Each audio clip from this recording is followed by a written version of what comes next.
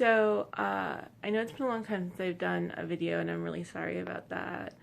I've been living kind of all over the place. We lost the house that we were living in the little suburb that we were in, which we'd been in for a couple of years. And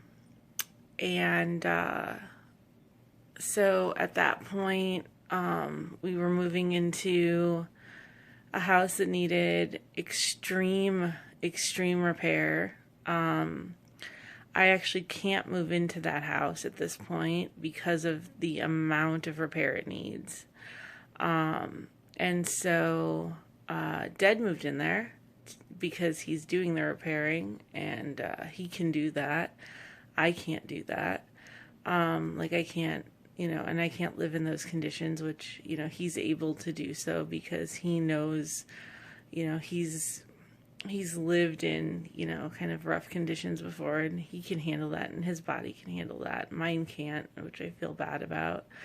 I lived with his sister for a while, which was kind of cool. I got to help homeschool kids, and I got to, just kind of see family members that I don't normally see. By family, I mean they're not my biological family; they're Dad's family, but and some of them aren't even his biological family either. But they're family because they're family. I don't know how to say it better than that. If you notice, my hair is blue. It's also really, short. So one of Dad's nieces, likely has alopecia. And so, here's what I can show you the length of my hair. Okay, it's like this length all the way around. And so, she had to have her hair shaved off. So that it can grow back in, so that they can see if it's going to grow in evenly, or if she's going to need further treatment, or whatever, if it is alopecia, or if maybe it's actually something else, because she's really young and they don't want to do all kinds of crazy workups and give her all kinds of crazy medications. So anyway, this happened while I was out there, and so most of the kids in the family and most of the adults were getting haircuts to match hers. And so it was shave off what she had to shave off, most of them. Some of the boys did go with mohawks instead. So they, have a strip of hair down the middle instead. And then a lot of us colored our hair. So I went with blue. Some people just did a strip. Most of the people who have mohawks have a color of mohawk. If you are someone who follows me on Facebook, or follows those of us from Shadows in the Attic, follows, Dead individually. We live streamed him getting his haircut yesterday. He still has long hair, but he shaved out the underside to match hers. So that makes 12 or 15 people in the family who all did it for her, for his niece. So I think that's amazing. So that's, and anyway, so that's why my hair is really short and blue. I've always wanted blue hair, for 15 years.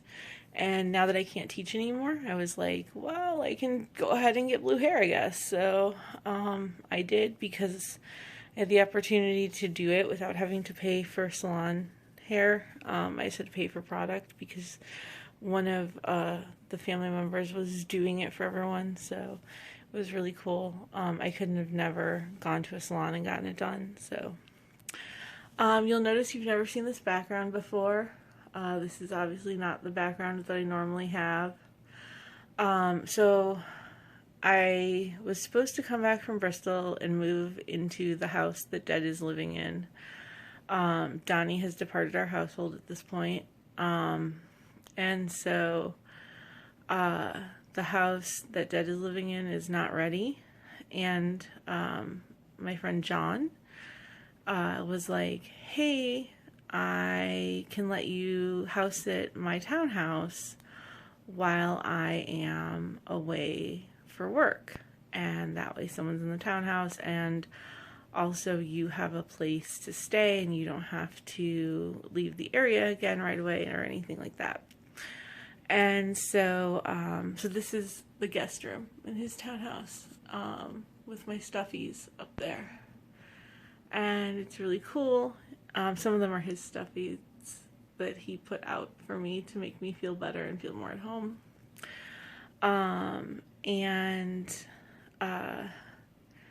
It's really cool. We've hit it off really well. He actually ended up staying in town a little bit longer when he was showing me,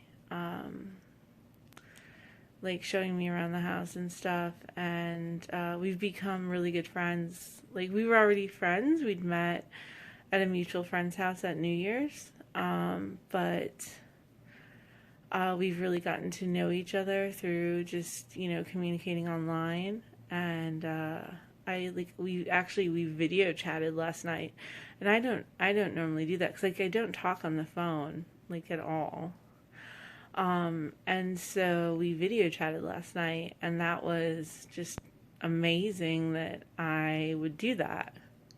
I don't normally do that with people, so that was very weird that I was comfortable doing that. Anyway. Yeah. So keep this brief because I know we got a lot of people. I have 3 poems tonight, and one of them actually is brand new. We are filming for the documentary.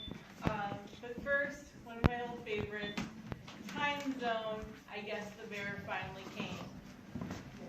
You left the time zone every weekend, went down to state, drove your old blue truck and refused to get a cell phone. I asked what you'd do if you were on the side of the road, truck broken down, attacked by a bear. Your answer, why would you want to tell anyone you've been attacked by a bear? But I'm paraphrasing nicer words than what actually passed between us. You didn't take me physically running out of your house as a clear and definite breakup. I left the state and the time zone escaping your grasp and your words, but you declared that message muddled, blamed me for being unclear. Even so, friends, years later we traveled, left the time zone, and saw the ocean engraved our names in academic history, before it all went downhill one more time. So many years later, I'm delivering the news, telling people you've left this mortal coil. You belonged to the human extinction movement anyway, but it's a fact I don't mention. I know how many days you were rotting in that house, but it's a fact I don't mention. And they offer condolences. I tried to give back. I'm just the only one left to tell the tale. No longer a main character in it. It's just the only other person who could tell them, well, she left the time zone years ago.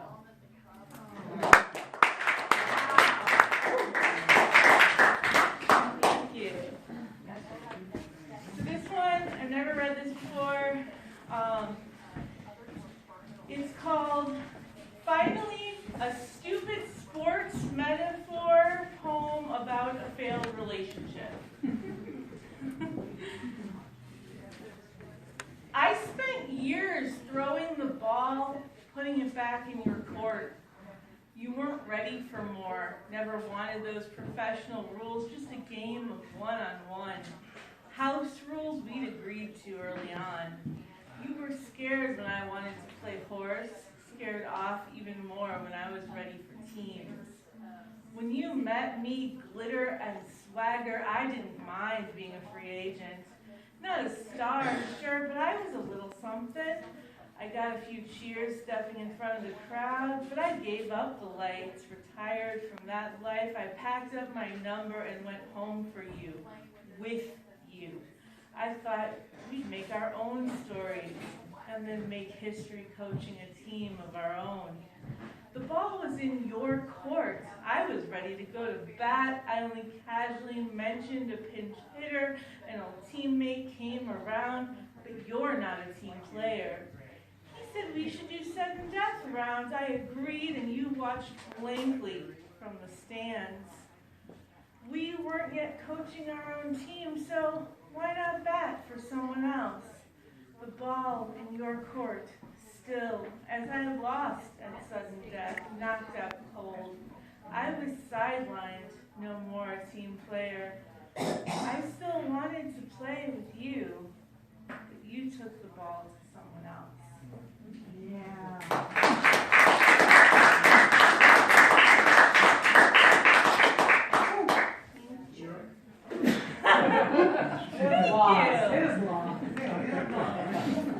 And last, this is one, I read this last week, that was the first time I'd ever read it. And it's called, So You Are Definitely a Hallucination, by the way. So, this is the living room. This is where I do lots of things in here. One of the things I've been doing is I've been sorting the mail when it comes in, because I know that he's going to throw out most of his junk mail. So I try to make that easy. I make sure that all the junk mail goes to the bottom of the pile, where it'll be really easy for him to throw out, and that his important looking stuff goes all together as well, so that he can go through it really easily. So he hasn't asked me to do any of this, but I enjoy it. I enjoy organizing people, and it's kind of, I feel like it's the least I can do since he's letting me stay here and everything. But he hasn't asked me to do any of it. I just like doing it. So just to kind of wrap this up, I just wanted to say, to those of you who have been watching, like, thank you for watching. I hope that you've seen the other clips and, you know, you're kind of following the journey. We've been doing this now for, I believe, I want to say 2 years. Yeah, 2 years. We've been working on the clips and working on, the idea is that this is eventually going to get put together into a documentary. Each of these clips, you know, obviously stuff like this would be cut out of it, but like this particular little section, but the rest of it, you know, would be together. So, my GoFundMe is still up. If you, even if you can't donate, please consider sharing it. I do have a Patreon right now. That is literally the only work I'm doing. So please, if you know of anyone who might be interested in subscribing for the writing and art, you know, that's a thing that I have out there. And then of course Shadows in the Attic has an Etsy store and whatnot. So those are just ways that you can support the projects that I'm working on, and that my to use Kurt Vonnegut's word that he coined in Cat's Cradle, my Karass is working on. So that's you know, it's so we're coming up on Father's Day weekend. I'll be going home with Dad, of course, to see his dad, who at this point, you know, I call Dad as well. I don't have any bio parents left. Everyone who's ever had custody of me when I was under 18 has died.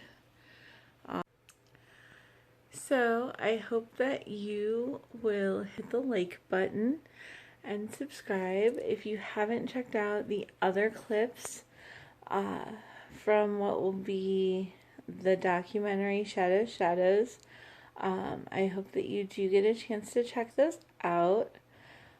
Also, I do have a GoFundMe in hopes of getting ketamine treatments for my CRPS. I also have a Patreon with exclusive poetry and access to vlogs and poetry readings, things like that. And then Shadows in the Attic has an Etsy online where you can order many of the things that we do feature at our conventions. You can also make custom requests through our Facebook. Thank you for watching.